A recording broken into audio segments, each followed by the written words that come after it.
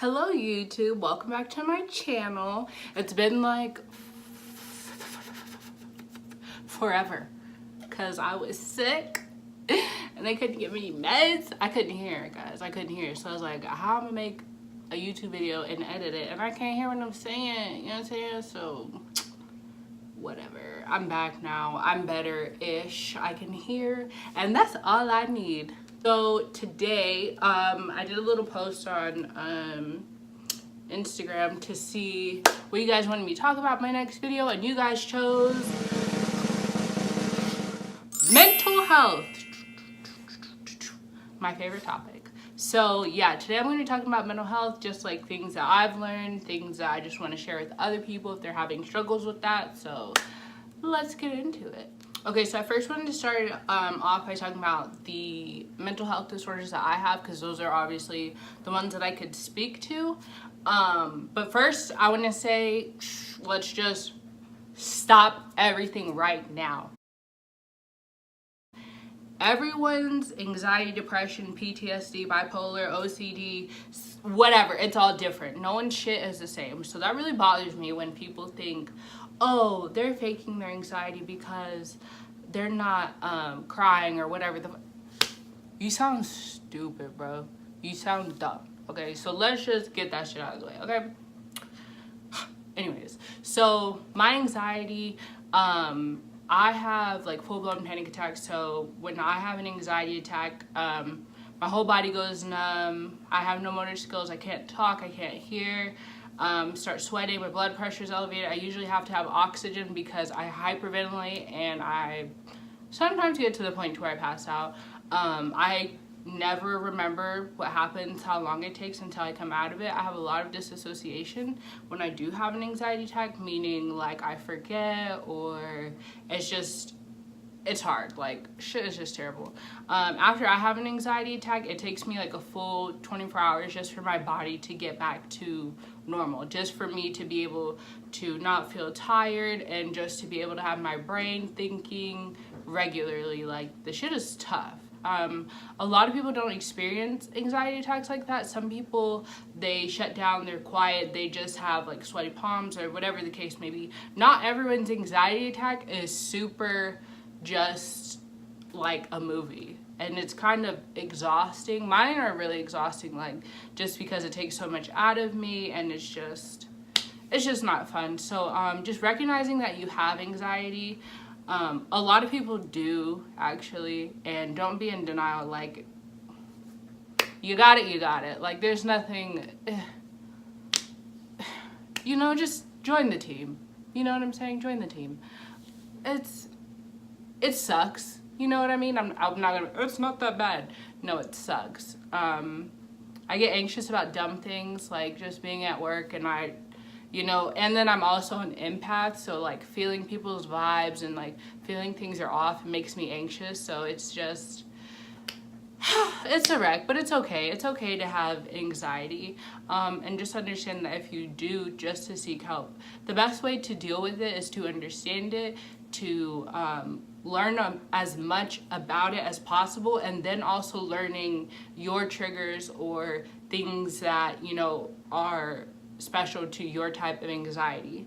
It took me a long time for me to realize, like, before I'm about to have an anxiety attack, like I said, my anxiety attacks, they mirror heart attacks. So I don't know if I'm actually having a heart attack or if it's just an anxiety attack. So I have to just, you know, as my therapist says, just ride the roller coaster and just see how it goes. But, you know, when I have anxiety attacks, I start losing feeling, like in my fingers or my legs, or I have disassociation where I'm like, I can't remember anything. And it's really annoying because I start crying because I can't remember what just happened 10 minutes ago. I forget how to do my job.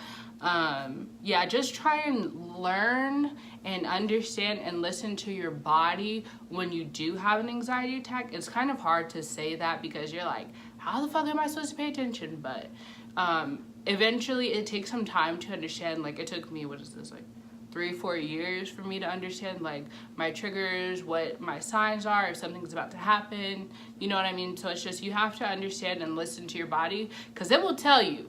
Trust me, it will tell you. It'll be like, girl, listen, I'm stressed and I need a break, and then that's me anyways. That's I also have depression. So my depression is I eat a lot. I don't go the other way. So some people, they don't eat when they have depression. I eat. I go shopping. I spend a lot of money. I'm reckless with it. Just don't really care for much of anything when I'm depressed or going through depression. Right now I'm happy. So everything's looking good, you know what I mean? So that's positive. But yeah, my depression is just, it comes in waves. And I realize that when it does come, I start having those negative self-thoughts, those, I would say sometimes suicidal ideations. Not that I like go through with it, but you know the thought. So it's just, you really have to just pay attention to when you're not acting like yourself. Like, I know I love doing my makeup and getting dressed and da-da-da. And I know, like, if it's been a while, or if I haven't seen my friends and I'm like, damn, when's the last time I did that? I'm like, oh shit, I'm starting to become a little sloth turtle thing, and a sloth turtle hybrid. So, a slurtle, a toth. Anyway, sorry. Yeah, so just realize and understand that there are people around you that do want to help you when you're depressed, or try to find things that you like to do, or a new hobby, get out. I have, the reason why I got Bailey was because I was going through really, really bad depression. Like, I wasn't even leaving my apartment. I was like, I don't care, not showering, kind of gross, whatever. And my therapist was like, yeah, you should get a dog. So I got Bailey. He's my service dog. And you know, he actually helped me because I wasn't even going to a grocery store. So you know, having an animal that actually needs you to like take them outside to go to the bathroom, it really helps, because I'm not about to be in here cleaning up piss and shit. I'm not. So it really does help me, because I'm like, okay, well, I might not want to go outside, but they definitely need to go outside. So if you feel like you want to get an animal, or like a service dog, or emotional support, look into that. Do some research on that. It's not for everyone, and they actually do have some places where you can just adopt an animal that has already been through the training for it. So yeah, just look into that for your area. I'm not sure how it is for everyone's area. Look into that definitely. So also I have PTSD. I have PTSD from like a sexual assault. Now, one thing I want to be perfectly clear: if you guys have ever been sexually assaulted, please reach out and seek help. It's very important that you get therapy you need. Talk to someone about it. The most important person is you, okay? Always get help for you, if not for anyone else, because you deserve to be helped, okay? I've been sexually assaulted, and I know I've been saying this a lot, but listen to your body, okay? So I was having these things I called ghost feelings, where it just feels like the incident is happening again and again and again, and I'm just doing like regular stuff, like at work, driving, showering, sleeping, whatever. So anyways, it got really bad this past year. I had to get some help for it. I'm better now. I'm doing a lot better. But it just goes back to one of those things where you have to listen to your body. Your body will tell you that there's something wrong with you before your brain even notices, okay? So, and this was one of those things that, had I known, you know, that, okay, maybe I should talk to someone about this, because it's not right, you know, it's not, like, why is this happening? I probably wouldn't have gone through what I had gone through last year. Just meaning that it wouldn't have taken so long for me to understand that I had basically suppressed the sexual assault, like, so deep down that I forgot about it. And then I know that sounds kind of odd, but it does happen. But my body remembered even though I forgot. So that's just, like I said, if I had been paying attention to my body, not trying to put these things off, you know, I could have gotten help sooner. And that's the most important thing. Once you realize that you think you might need help, just go talk to someone. It's a lot easier just to talk to someone and get help, even if you think you don't have it, than to wait like I did 3-4 years later, and now you're having to start way back from the beginning and get all this fucking shit out. You know what I mean? So just make sure you're listening to your body. If you think you need help, just go talk to someone. especially with just any mental health. Like that is, your mental health is so important, because once that goes, you don't have anything, to be quite honest. Once your mental goes, everything else follows. So you really need to have important mental health. You really need to have those days where you just relax and you don't do anything and you don't stress yourself out, because your brain needs it. You cannot be on go 25/8. You cannot, okay? It's just not healthy. And I know a lot of people are like, oh, I have goals, I have dreams, I have ambitions. Yes. And you need a break. That is fine, okay? Just take a break for yourself. You know, just you know what I'm saying? It'll still be there. It'll still be there. So another question I get asked a lot is about medication. So I am on medication. I'm on an antidepressant. I have 2 as needed for anxiety. One for like when I'm having anxiety attack, one for when it's like building up and I feel myself about to. So one's to stop it before it happens, and one is to cut it off a little bit faster. So another one, I'm on another one for nightmares, because due to the PTSD, I have really bad nightmares. Like every single night is a nightmare if I don't take my medication. Shit is trash. So yeah, I'm on I have nightmare medication. It's called, what is it called? Sorry, I went to look at what it's called. It's called Prazosin. So if you look at it, it's also used as an antidepressant, but for higher dosage. I'm on a lower dosage literally just for nightmares. It helps so much for me. Some other people that I know that have PTSD, other things like from Iraq and stuff, they have taken it and it doesn't work for them. So medication, it doesn't work for everybody. It took like 3 months for me to figure out the right medications for me to be on, just so I can be like or regular, whatever the hell.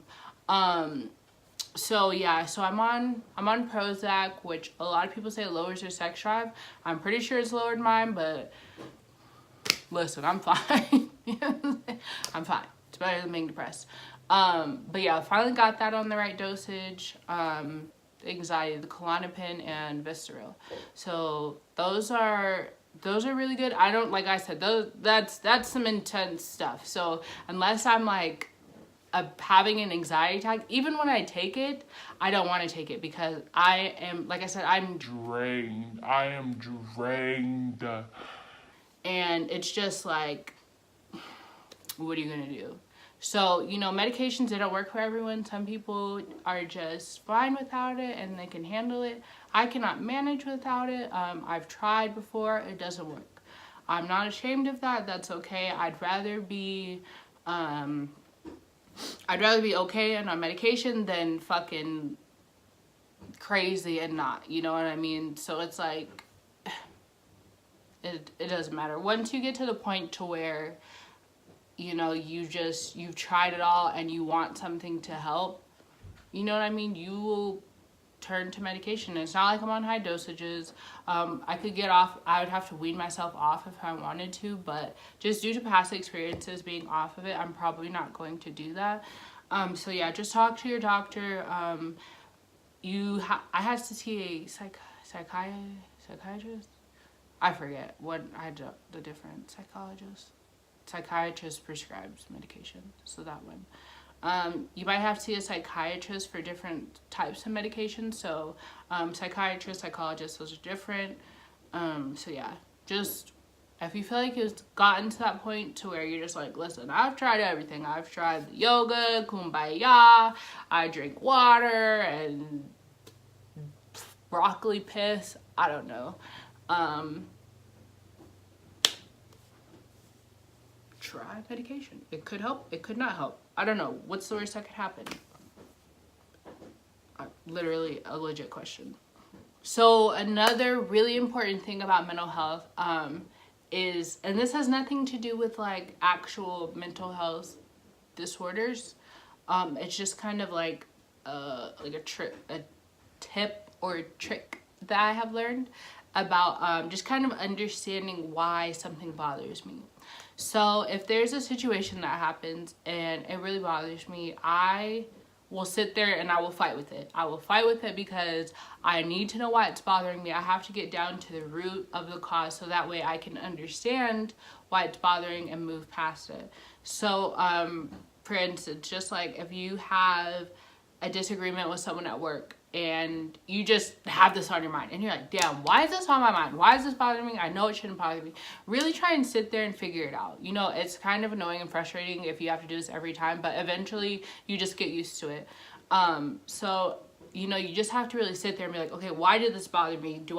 Is it because I trust this person, or they lied to me, or you know, they blew me off, or they were being disrespectful? It's just one of those things where it kind of comes down to like, what is something that I believe in that they may have, one of my morals or one of my values that they may have just thrown by the wayside. You know what I mean? Like disrespect, like maybe they disrespected the fuck out of you and you're like, man, this shit really shouldn't bother me, like, but it does. So it's like, once you get to that root of the cause, you can better understand yourself. Like, okay, well, I don't tolerate disrespect. That's just, you know, it's a part of growing and learning who you are. So just take that time. If something like that happens and it's on your mind, just think about it. That's it. You know what I'm saying? Like, you're not doing anything else. Just try and figure out why is it bothering you? Why am I letting this bother me? Because I guarantee there's a reason. I guarantee it. You just have to think about it and really sit there and go through like, okay, what happened? Why would this bother me? Why could it bother me? It could be something stupid, but once you come to, and mind you, you're the only person in your mind, okay? So no one else knows you're doing this, okay? So I know that's weird, and some people are like, I can't keep thinking about this. No one knows you're thinking about it except for you. The only person that's bothering is you. So might as well just go ahead and fucking figure it out, because it's just gonna sit there on your mind, and that's annoying as hell. So that was a super lengthy video about mental health. Again, that's just from my perspective, things that I've learned, tips and tricks. Like I said, if you guys need help, seek help, please. You're the most important person. If you guys have any questions, comments, anything, go ahead and drop them down in the comment section. Don't forget to like, subscribe, and comment. I'll be back soon with another video. Have a good day.